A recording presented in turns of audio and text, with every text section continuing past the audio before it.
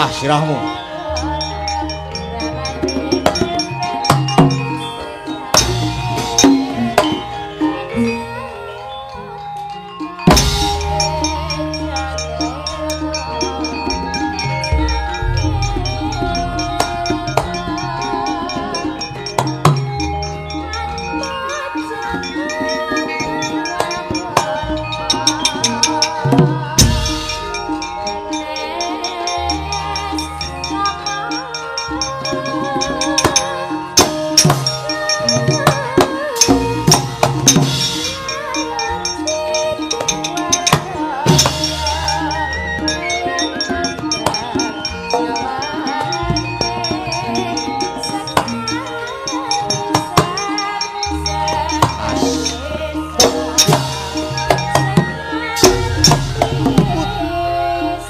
Jolke.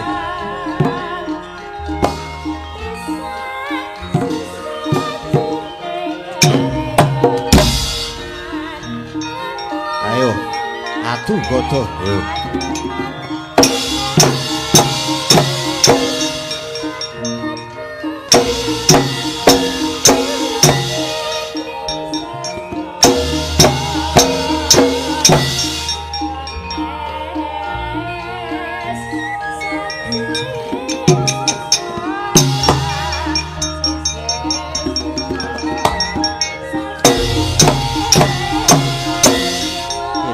Podra kowe.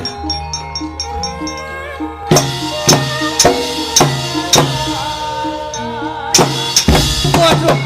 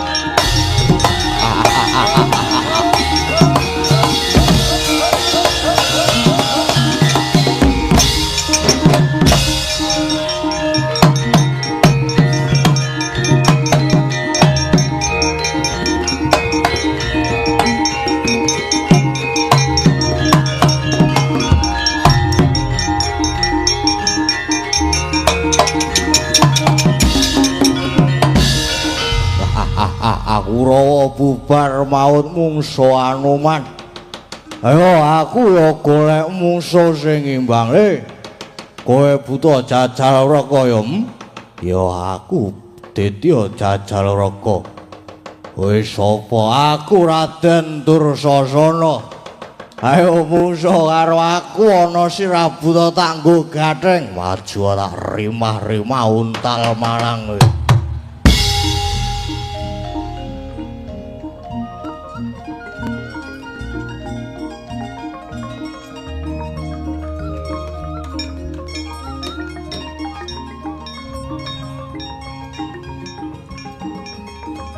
Wah, rata muteni. Wah. Aduh. Ah.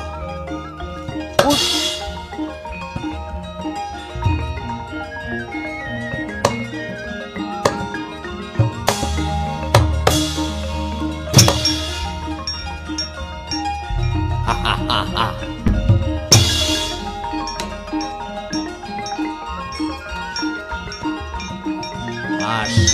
Wah. Tiar kowe. Wah, edan buta kae ampun lintah.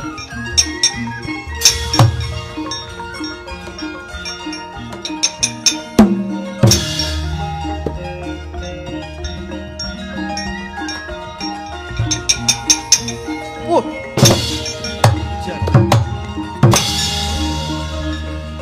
Ojo Indra.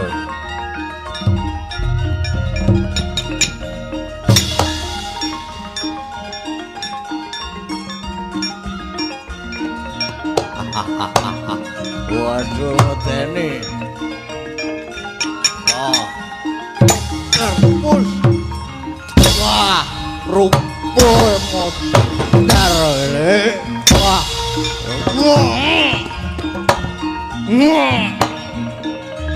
Waduh.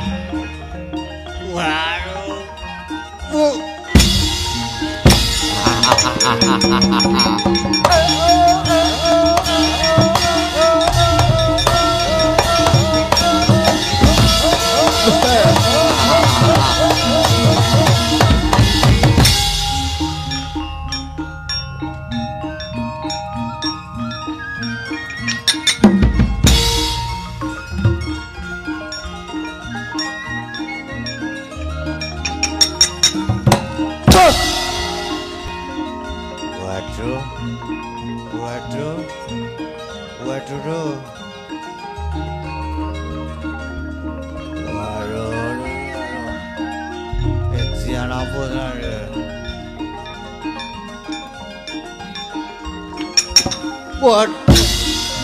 Wah.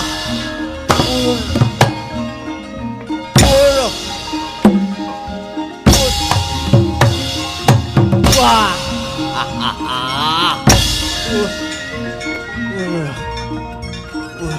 Mati lah. Wah.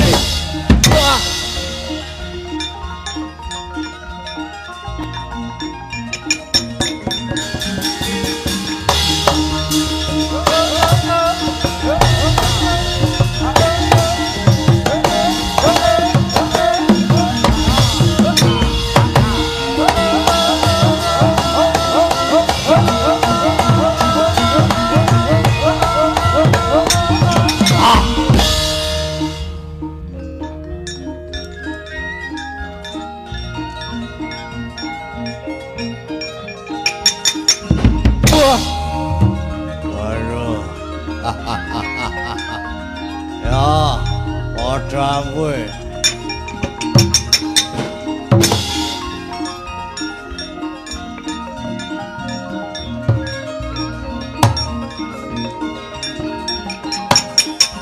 Wah.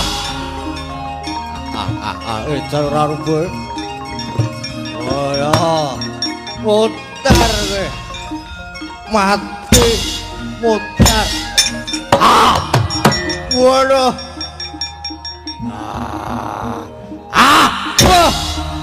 Wah.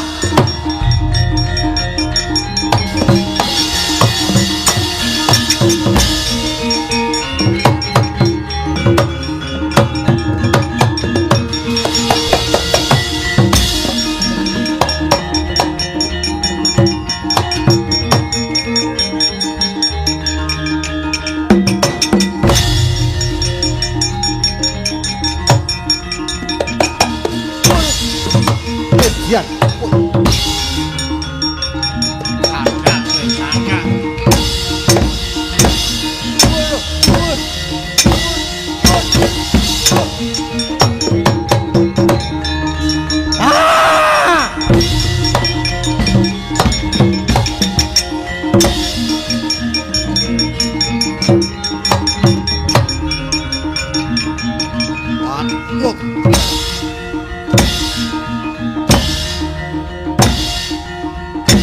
Kepiye to iki?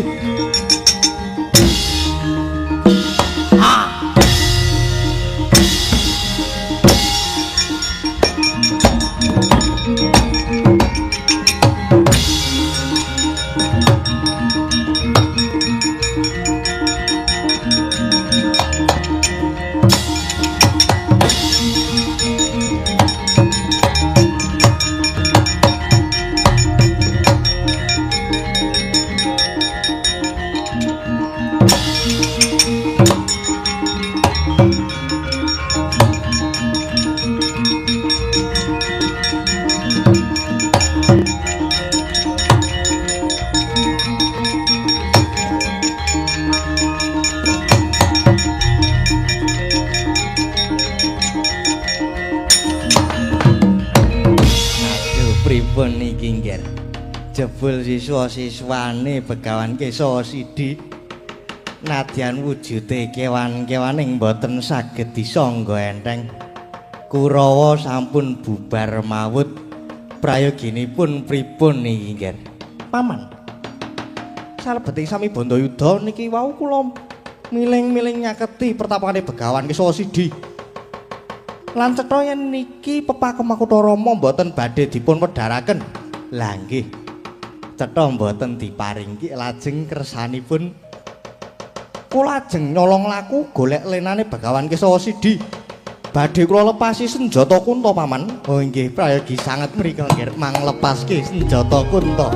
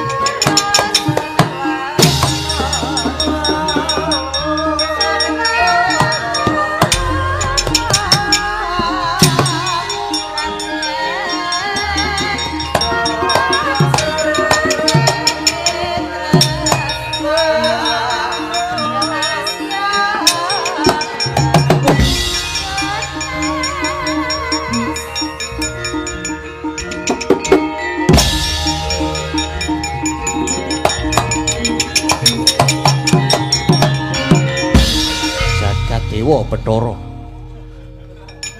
ing atas Narpati Basukarna kae satriya lan senopati nanging laku culika nglepaske gegaman mongko sing dituju sesembahanku Begawan Kiswa Sidi yen ngono tak saute pusakane Karna kae.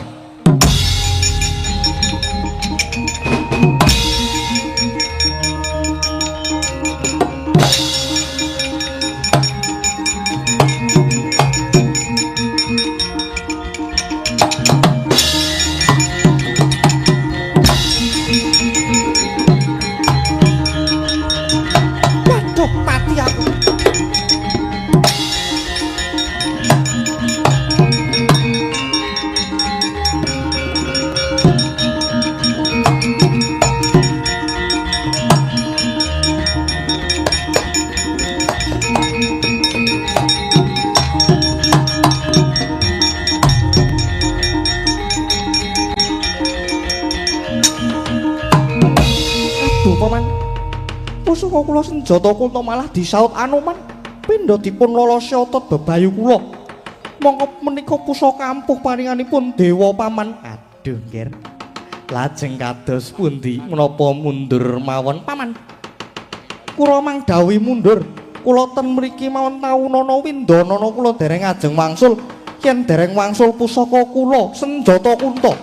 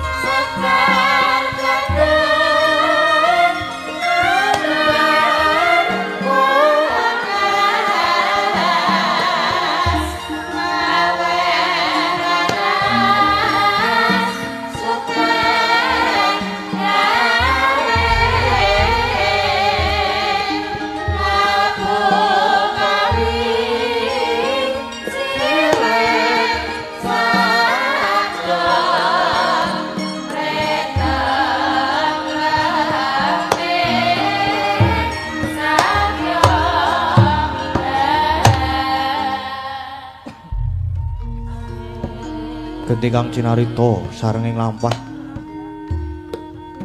ing sawetaning negari sing glawura wonten asramaning pendhita winastan Pertapan Desana kinarya pertapane sak raja pandhita peparap Begawan Wibisana karana sutaning galih kaya wis rumaos sungkan dateng eden-edening Marcapada labet kapegatan sing pepunden kang wis ngruwini nyuwarga ing Guru Loka Surya Pandara Ratri Astining galih parikedah sumusul dhateng kamuksaning Sang Prabu Ramawijaya kaya mangkono sigra Amurwani kang pandulu sedyaning kayunarsa awegas hawa nafsu patang perkawis ingkang mapan ing angganing kocap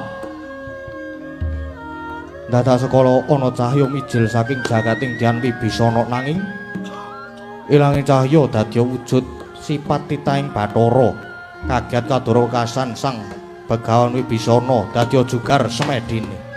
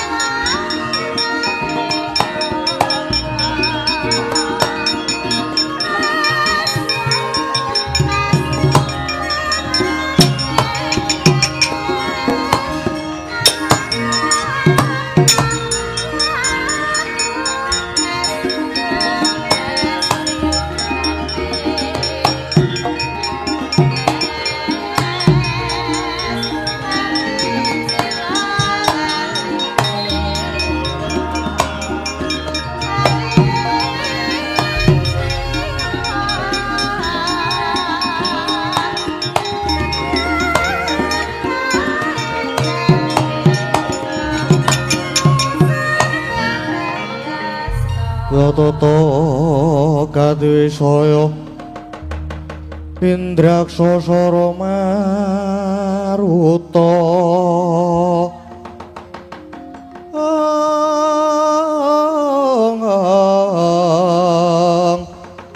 Bawana Gana Margana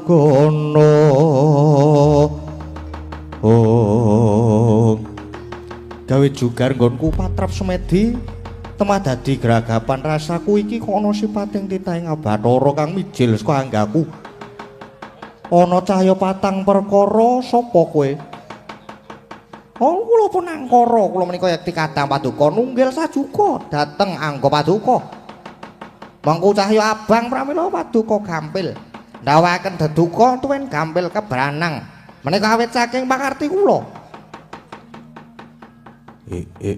kula ugi kadang paduka nunggil sajuka ing angga paduka nami kula pun Ludra mangku cahya ireng pramila paduka gadah raos luwe kepengin dahar ngunjuk menika wakarti kula ladalah kula inggih kadang paduka nunggil sajiwa nami kula Sukarda mangku cahya kuning ning boten enten buta werna kuning saentene nggih ngaten iki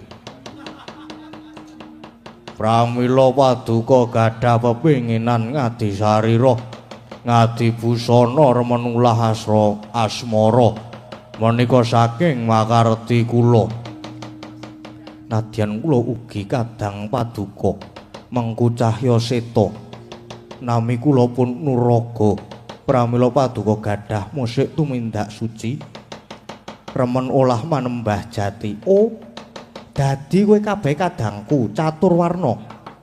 Klono ninggih dosang peremban.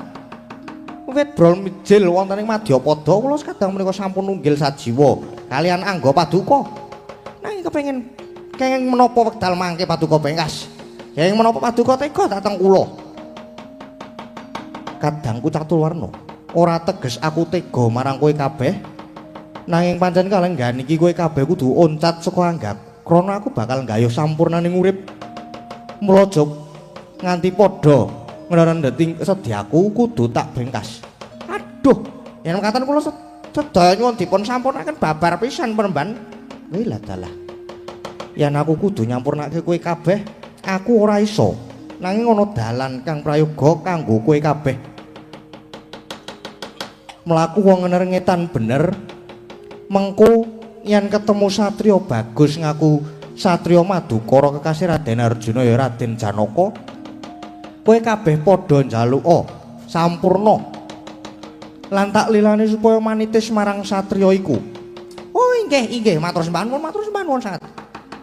Yen ngaten sewang-sewangan nyuwun pamit penemban nyuwun pamit ingkang padha surti ati-ati.